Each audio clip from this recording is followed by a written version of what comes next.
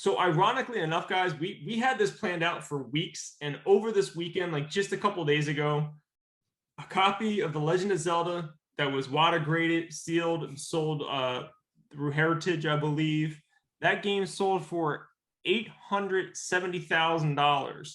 And then within, I think it was within like 24 or 48 hours, a sealed copy of Super Mario 64 sold for 1.3 million, but that wasn't not including Heritage 20% take. So they get 20% off the top, bringing that total up to $1.56 million sale for a sealed Super Mario 64. Now, if you guys didn't know, Super Mario 64 is the most common N64 title. It is the best-selling game on the Nintendo 64, and therefore, if we're just looking at that alone, there's probably more sealed games of Super Mario 64 than any other title, just from sheer numbers alone. I'm not using any other facts or anything off of that. How is that even possible? I think it's the opposite. I think there's very few that are still sealed because Mario 64 was a system seller. That was an A+ title. Anybody that bought a Nintendo 64 bought Mario 64 and they opened it because you had to play it. You had to play it. I even opened mine and played it. So it's, I think there's very few, but that blew my mind. My wife, who is not a gamer, kind of nudged me and she was like, "Oh my goodness, do you have this Legend of Zelda that sold for $850,000?" I'm like, "No." I mean, I have the game, but it's not sealed. It's not even complete in box, but I have the game. Yeah, it's wow. Yeah, I couldn't believe it. Couldn't believe it. Now, I do believe that some of that is contributed to the fact that they were graded. Right. So if you guys didn't know, Wata right now, there's a couple different companies that like grade video games. Wata is like the best known, or they're probably the most respected. But they're also, a few years ago, they became intertwined with Heritage Auctions. So they basically work together to sell these games. So I'm sure that both of them are getting a profit every time a game sells through Heritage.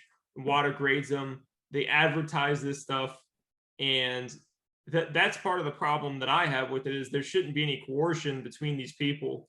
I'm not saying anybody's doing anything nefarious. I'm just saying it doesn't make any sense at all. There's no reason that game should have sold for $1.5 million. I guarantee you there's more sealed copies out there that are like brand new. Maybe not a lot, but not for $1.56 million. That's true.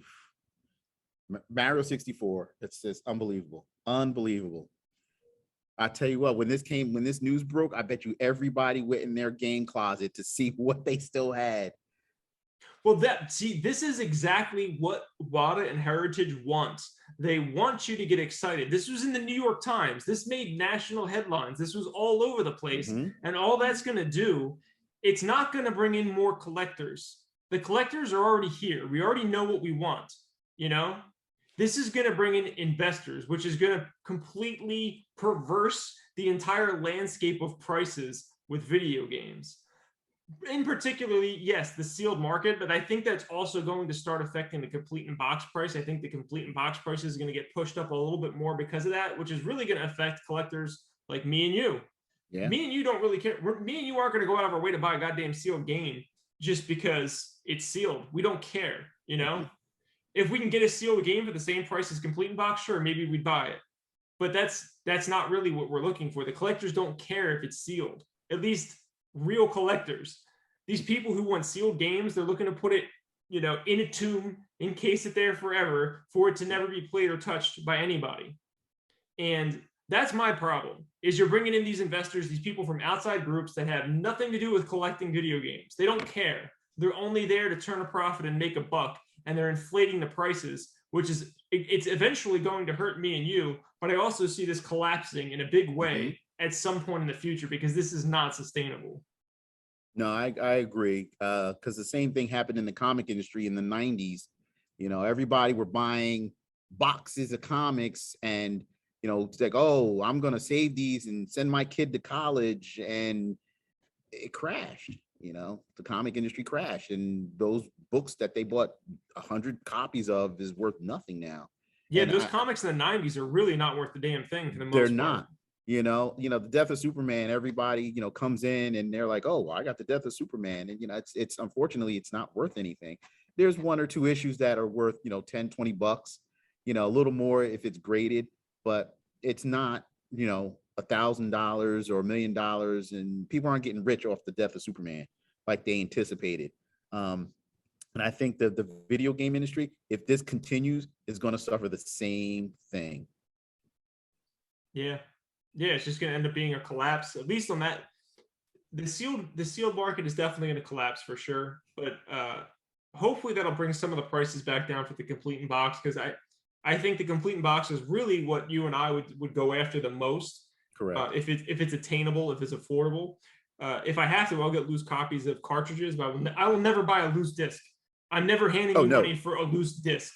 I want the whole damn thing. Nope. Because people's mindsets changed back then.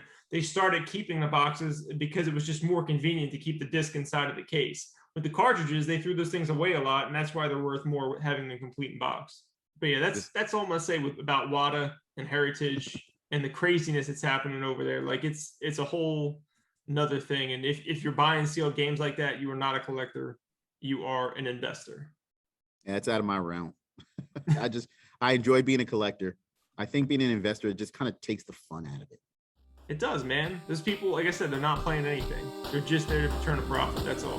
They're just bad as scalpers. That's what they're doing.